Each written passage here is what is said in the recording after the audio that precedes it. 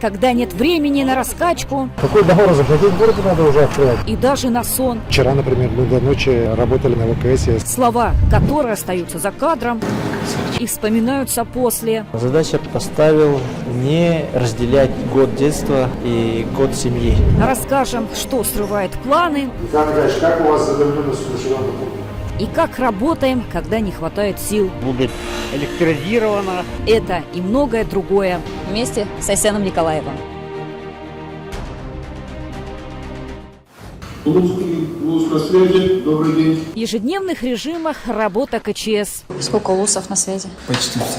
И кажется, вот-вот да ситуация выправится. Пройдут дожди, опустится температура. Очень холодный у нас весь северо-восток. Удастся справиться со стихией на конкретных территориях. Снят режим чрезвычайной ситуации у нас в Усманском и Ленском районах. Как снова вызов. И новые очаги. Особое беспокойство за 3 района, включая Алюкминский улус. На 31 июля на территории Алюкминского района действует 16 обслуживаемых лесных пожаров. Оттого и конкретный вопрос к главному метеорологу Якутии. Татьяна Владимировна, а вот тот циклон южный, он на Алёкминский район-то у нас заденет, нет? Нет. В день проведения этого заседания КЧС вместе с Айсеном Николаевым мы должны были вылететь в район, чтобы на месте оценить обстановку. Рейс отменяют из-за ограниченной видимости, задымления от пожаров. Приходится возвращаться назад и вести контроль в режиме онлайн. Николай Николаевич, как у вас задымленность населенного пункта? За лесопожарной обстановкой на территории региона. Ситуация серьезная, без замечаний никак. Как-то ответ сделать или что? Потому что мне это уже надоело. Понимаешь, каждый день у вас у всех разные объяснения, а цифра одна и та же стоит. Речь о существующей на сегодняшний день системе авиамониторинга и сложностях ведения контроля поступающих данных. Вопрос был, да, действительно, по Абыйскому улусу, где у нас авиаотделение отсутствует, вообще, по сути, нет наших лесопожарных подразделений. Осадки прошли, но система СДМ, да, вот мониторинга Рослесхоза, она убирает из системы только пожары, когда нет прироста в течение 5 суток. А у нас последние приросты были еще вот в понедельник. Если их даже залило, эти пожары, то они уйдут из системы и, соответственно, из площадей, которые у нас за субъектами идут, только в пятницу. Слова главы по итогу работы. Я пошел по всем районам, максимально отрабатывать. И кадры сразу после.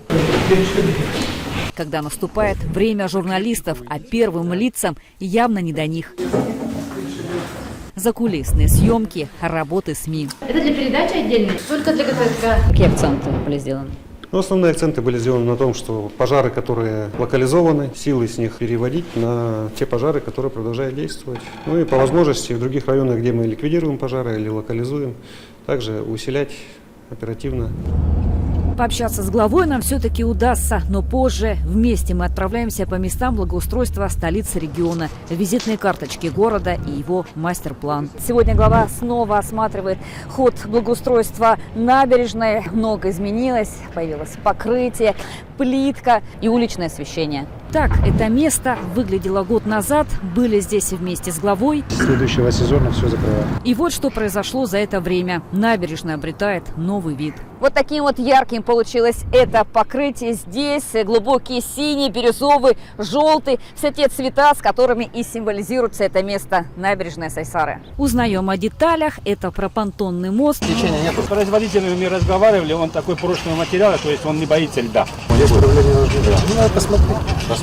Посмотрим. И тут же расспрашиваем об этом у экспертов. Круговой проезд обеспечивается, начиная, грубо говоря, вот отсюда. Это все будет соединяться понтонным, такого из твердого углепластика моста. Но опасения-то будет вызывать все-таки? Впервые, я так понимаю, да, мост будет построен, будет использоваться в таком виде у нас в Якутске? Климатические условия, да, они абсолютно не помешают. Осенью набережная будет готова. Наша задача состоит, чтобы ко дню города завершить именно вот этот участок полностью. Но уже сейчас здесь можно встретить детей и спортсменов, успевших оценить такие уличные тренажеры. Вышел, зарядку сделал. Еще одна точка объезда – место неподалеку. Уже скоро станет памятным и особенным. Выезд Айсена Сергеевича связан с осмотром будущей площадки под размещение памятника первому президенту. Планируется проведение архитектурного конкурса на разработку концепции. Решили остановиться на варианте, когда памятник будет стоять в начале проспекта имени Михаила Ефимовича Николаева. С учетом того, что в том районе у нас будет создаваться новый инновационный центр столицы, конечно же, вот это должно стать таким местом очень важным для развития города Якутска. Это интервью снимаем на главной площади республики, строительные работы, которая скрыты от посторонних глаз, но так и манят увидеть, что будет. Чаран впечатляет. Чаран. Уже, ага. Это вы знаете, что это будет изголовье 12 серге? Ну, с нетерпением ждем результата. Об этом узнали лишь несколько минут назад у подрядчиков объекта. Это какой материал? Это вот такое искусственное стекло. Оно специально было подобрано, чтобы оно не желтело. Но более детально обо всем рассказывают Не искусственный, а натуральный. и показывают главе. Ну а мы Подходим к сухому фонтану. Работа здесь в самом разгаре. Основная масса монтажников именно здесь. Сложная работа, сложная задача. Это вы что такое делаете? Подровняем, рихтовка называется, до материнского материала. Вот то, что вот торчит, плохо лежит. тут же проходим вниз. Ларик, руку. Это вот это насосы, они будут подавать там, где мы сидели, фонтан, воду по их задумке. Это будет щитовая здесь отдельно как бы. Площадь не просто она каким-то образом реконструируется, она полностью перестраивается. Здесь будет много... Меняется. Да, кардинально. здесь будет много нового, новая концепция данной площади. Общение, которое происходит сначала в открытом, Мы как работу завершим, полностью документы все оформим, мы полностью им передадим. а после и в закрытом режиме. Как всегда у нас, когда вот встречаемся с таким составом, начали с площади, закончили переселение жителей 17-го квартала. Ну и еще вопрос о том, что вошло в информационную повестку последних дней. Вас Владимир Владимирович назначил, что называется, возглавлять комиссию по энергетике при Госсовете. Как опыт ваш Якутии будут примененным в работе? Вообще с чего начнете?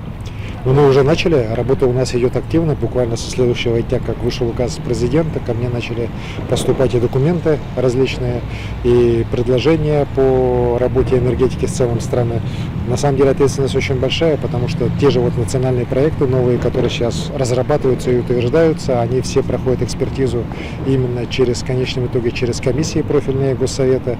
Ну и, конечно же, опыт Якутии, как, наверное, самого такого большого региона с уникальными территориями, где от энергетики на самом деле зависит не просто качество жизни, но и сама жизнь, она, конечно, востребована. И во многом именно это, наверное, послужило основанием для назначения меня председателем этой важнейшей комиссии. Вспоминаем визит президента в Якутск. Не знаю, вам Михаил Анатольевич Ковальчук докладывал, нет, по атомной станции сверхмалой мощности. Говорит, если бы можно было в течение какого-то периода это запустить на реально какой-то промышленный уже выпуск, я думаю, что это коренным образом перевернуло бы как раз работу в труднодоступных территориях. Что он тогда ответил на ваше предложение? Президенту эта идея, она близка, и это понятно, что сейчас для освоения огромных безлюдных практически территорий нужны абсолютно новые источники энергии. Они и нам нужны для наших тех же удаленных населенных пунктов, где мы сейчас вынуждены колоссальные средства тратить на завоз топлива, и мы всегда зависим от рек, от транспорта, от качества топлива, угля. Появление таких принципиально новых решений, оно, конечно же, позволило бы стране уже быть лидером мировой энергетики в этих вопросах. Развитие энергетики, особенно там, где семимильными шагами идет рост производства. Производство развивается, и транспортная инфраструктура развивается, требующая больше энергии. Говорят все чаще, а еще о сырьевых ресурсах, которые неразрывно связаны с энергетической отраслью. Поэтому так важно Нацелить геологоразведку на поиск редкоземельных материалов, другого сырья для новой экономики. У нас все это есть. на Дальнем Востоке и, конечно, на территории. В Арктике все, что необходимо, есть. Будем наращивать усилия по комплексному исследованию территории, особенно в наиболее труднодоступных районах. Такая далекая, но своя. Якутская Арктика – это наше будущее. Мы видим, что здесь ее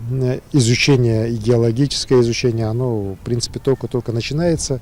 И с точки зрения углеводородов, с точки зрения твердых полезных ископаемых. Разговор о будущем Якутской Арктики, который начинается год назад в Среднеколымске. И, конечно, понятно, что приход промышленных компаний, он должен приводить не только к увеличению добычи, например, там, золота, нефти, газа, но, конечно же, в первую очередь это должно приводить к тому, чтобы качество жизни людей здесь, которые здесь проживают, оно становилось лучше. И дела, которые его продолжают. Кадры из Жиганска, тоже Якутской Арктики.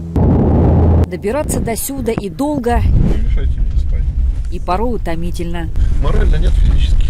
Наша съемочная группа приезжает, чтобы снять, как развиваются отдаленные территории через национальные проекты. Вот видим спортивный комплекс, а еще культурный центр. У нас ансамблей много, все хотят заниматься и все хотят быть в жизни активными. Но показывает намного больше.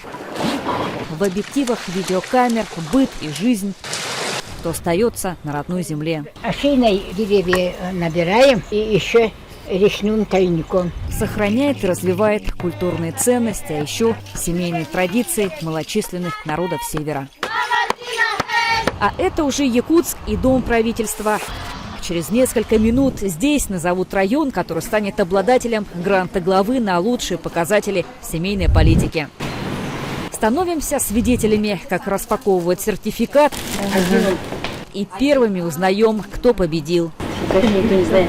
Об этом еще никто не знает, да? Нет. А еще о тех, кто был в тройке лучших. Нюрбинский, Тампонский по 40 баллов. Грант главы Якутии, который Показывает, что учрежден не зря. Подались несколько районов, причем сделали достаточно серьезные проекты, приняли многие из них все муниципальные программы, добились достаточно значительного улучшения и демографических показателей, показателей, связанных в том числе, например, с борьбой с алкоголизмом. О гранте Айсен Николаев объявляет ровно год назад на этом семейном фестивале.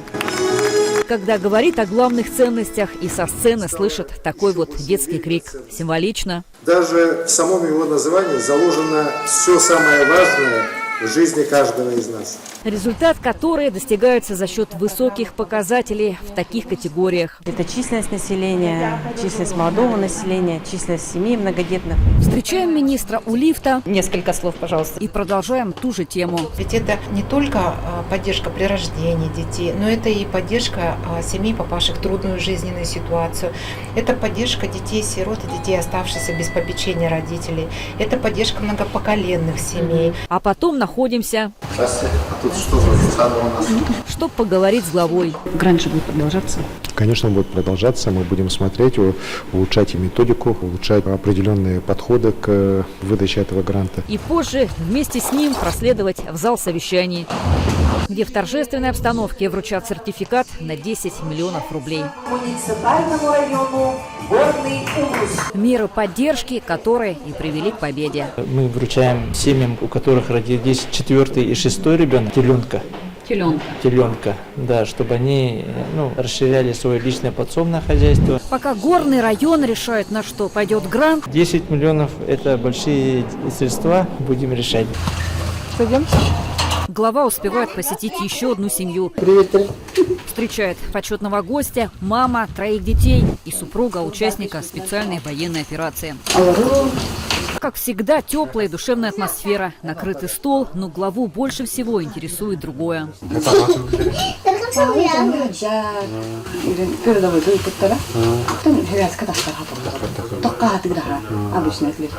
Встреча для того, чтобы помочь и решить вопросы.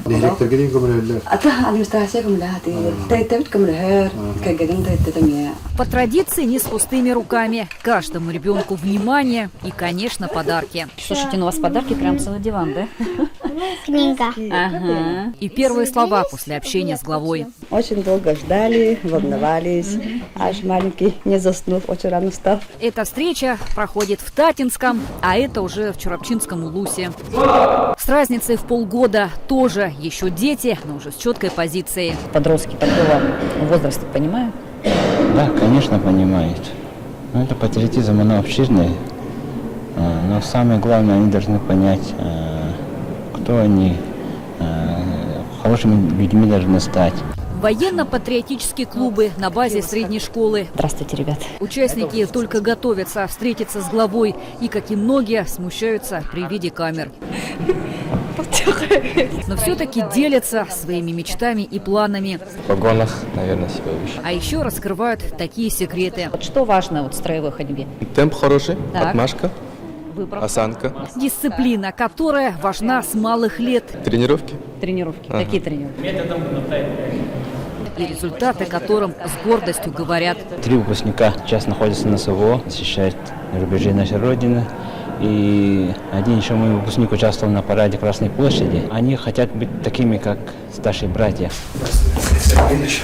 Примеры для подражания, они же герои России. Я рад, что нахожусь именно в своей республике и могу внести вклад в общее дело. Речь об участии Игоря Юргина в президентской программе. Горд тем, что ты вошел в эту программу. И такая поддержка главы для будущего управленца, работа которая Достаточно насыщенная. Очень плодотворная бывает, да, Ну, видишь, я тебя еще добавляю, чтобы и на совещаниях. Вот оно, время героев и их семей, которые стоят за спиной и поддерживают, как звездная чета якутских певцов, своего старшего сына, этим роликом и участием в проекте «Семья защитников Отечества».